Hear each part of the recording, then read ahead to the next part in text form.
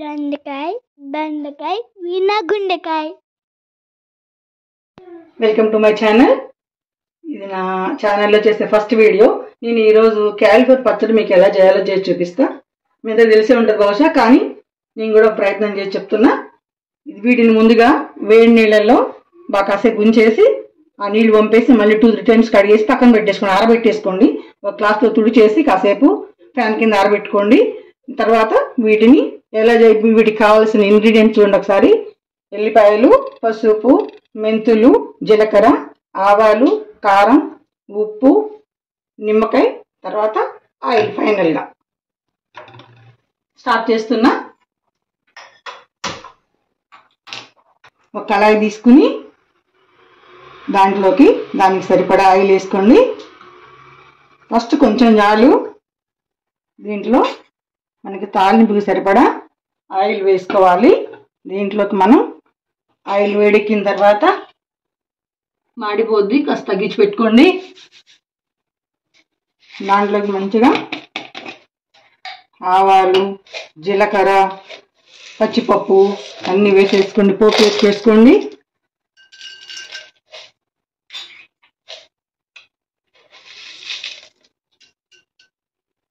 కాస్త టెన్షన్గా ఉంది, ఏమనుకోవద్దు, ఫస్ట్ వీడియో కదా, ప్లీజ్ కోఆపరేట్. ఇది మంచిగా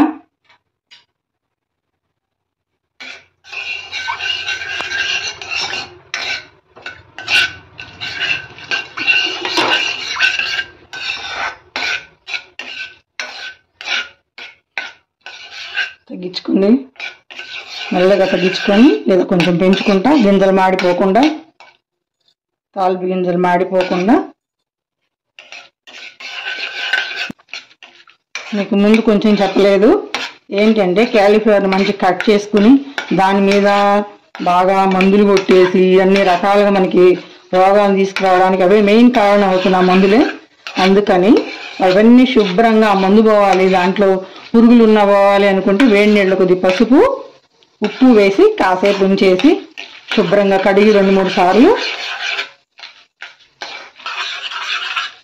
కడిగేసి శుభ్రంగా ఉంచేసుకొని దాన్ని పక్కన ఆరబెట్టేసుకొని శుభ్రంగా ఆరిన తర్వాత పచ్చడి ప్రిపేర్ చేసుకోండి. ముందుగా నేను అన్నీ ముందే చేసి పెట్టుకున్నానులే, కానీ మీకు కొంచెం అటు ఇటు చూపించిన ఈ ఒక్కసారి ఫస్ట్ ఛానల్గా ఫస్ట్ చేసే దీంట్లో చేసే ఫస్ట్ది కాబట్టి వీడియో కొంచెం తర్వాత నేను కూడా అందరిలాగా మంచిగా చేసి పెడతాను. మీకు దాదాపు అందరికి తెలిసే ఉంటుందిలే, కానీ ఏదో చిన్ని ప్రయత్నం.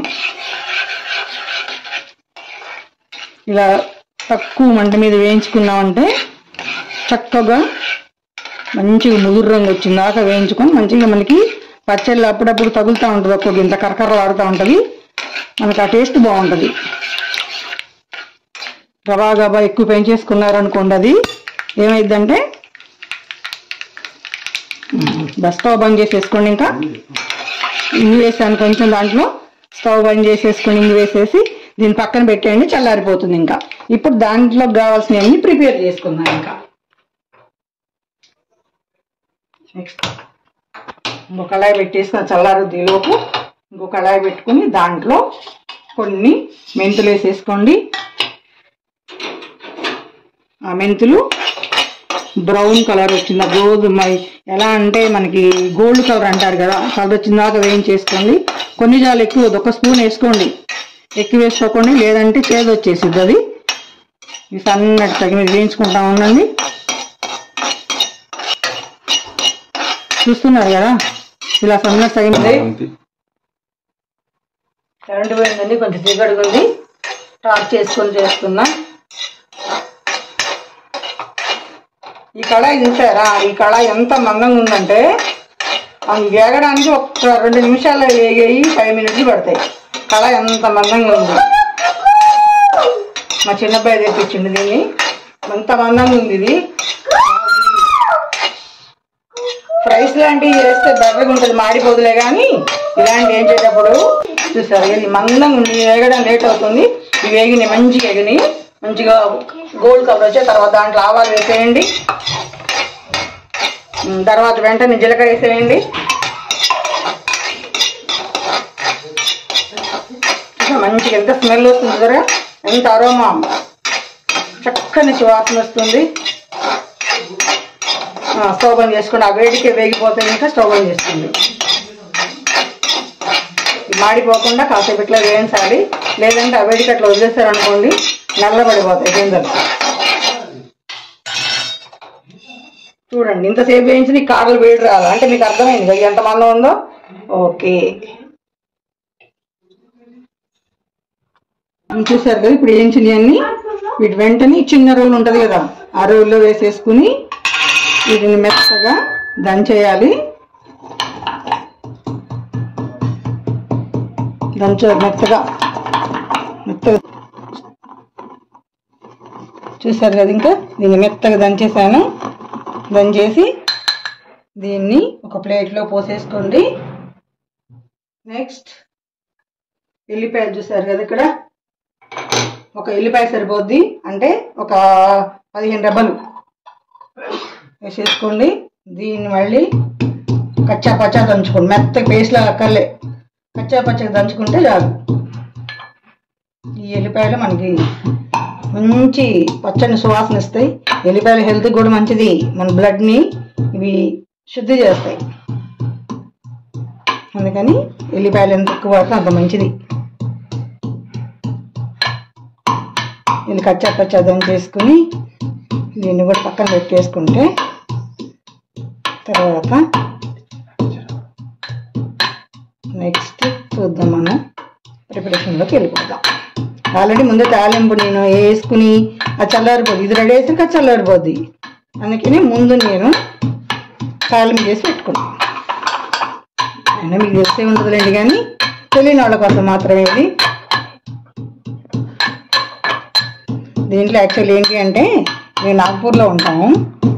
వీక్లీ వన్స్ ఇక్కడ సంత ఉంటుంది. సంతకి వెళ్ళి నేను కూరగాయలు తెచ్చుకుంటాను. దాంట్లో కరివేపాకు తెచ్చుకోండి. ఈసారి కరివేపాకు అయిపోయింది, రేపు ఉంది సంత, అందుకని దీంట్లో కరివేపాకు వేయట్లేదు, మీరు వేసుకోవచ్చు. కరివేపాకు వేసుకుంటే ఆ స్మెల్ కూడా బాగుంటుంది. కరివేపాకు కూడా హెల్త్కి మంచిదని మీకు తెలుసు కదా. ఓకే, ఇంకా చాలు, ఈ మాత్రం చాలు. చేసేసుకుని దీన్ని కూడా ఒక ప్లేట్లో పెట్టేసుకుంటే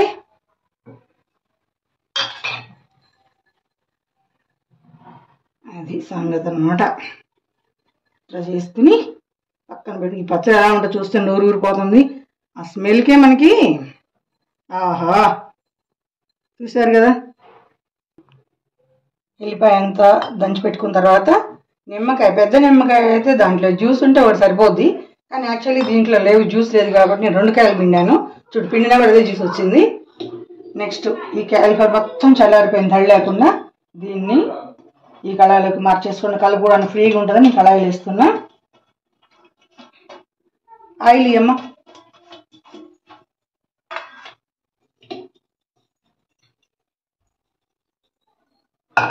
ఆయిల్ అమ్మా, మామూలు ఆయిల్ ఇచ్చే అడిగానమ్మా.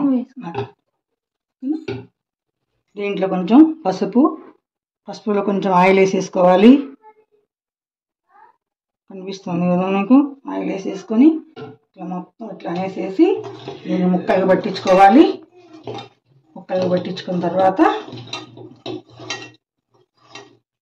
ఆల్రెడీ ముందే నేను ఆయిల్ తాలింపు చేసి పెట్టాను.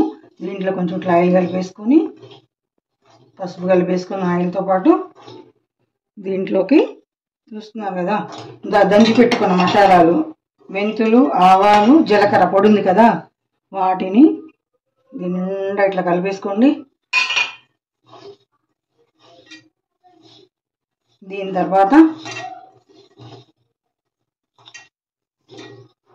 ఎల్లిపాయలు, దంచిన ఎల్లిపాయలు మొత్తం దాంట్లో వేసేసుకోండి.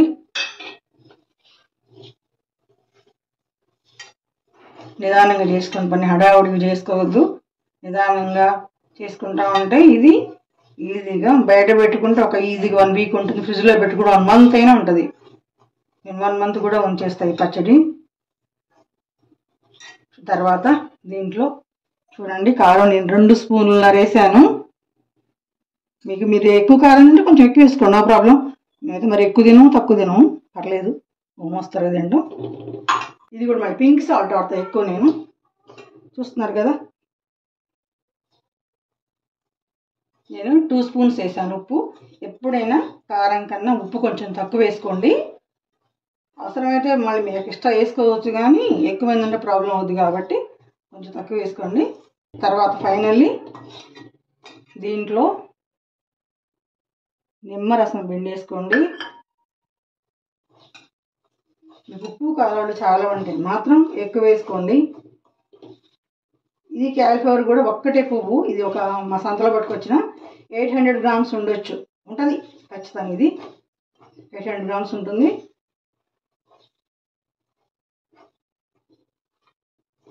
నేను ఎలా చేస్తున్నానో నాకు అర్థం కావట్లేదు, ఫస్ట్ వీడియో కాబట్టి.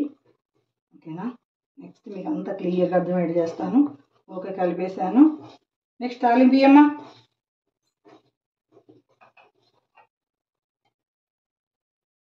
దీంట్లో తాలింపు చేసిన మొత్తం ఇందులో పోసేసుకోండి.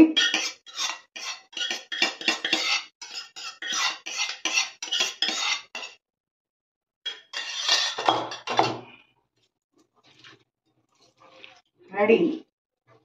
అందరికీ ఎంతో ఇష్టమైన, మీకు ఎంతో ఇష్టమైన, నాకు ఎంతో ఎంతో ఇష్టమైన క్యాలిఫ్లవర్ పచ్చడి రెడీ అయిపోయింది. ఎమ్మీ పచ్చడి. చెప్పాను కదా, బయట ఈజీగా 4-5 డేస్ ఉంటుంది. ఫ్రిడ్జ్లో పెట్టుకుంటే 1 మంత్ అయినా బాగుంటుంది, ఫ్రెష్గా ఉంటుంది. కావాలంటే మీకు అవసరమైనప్పుడు కొంచెం తీసి పక్కన పెట్టుకోండి, మమ్మల్ని ఫ్రిడ్జ్లో పెట్టేసుకోండి.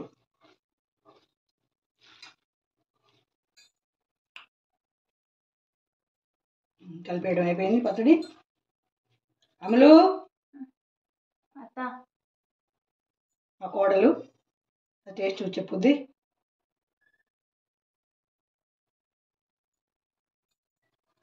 ఎలా ఉందిరా?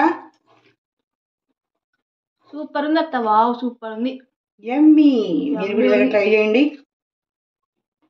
ఏమైనా తప్పులుంటే ఒక్కసారికి సర్దుకుపోండి.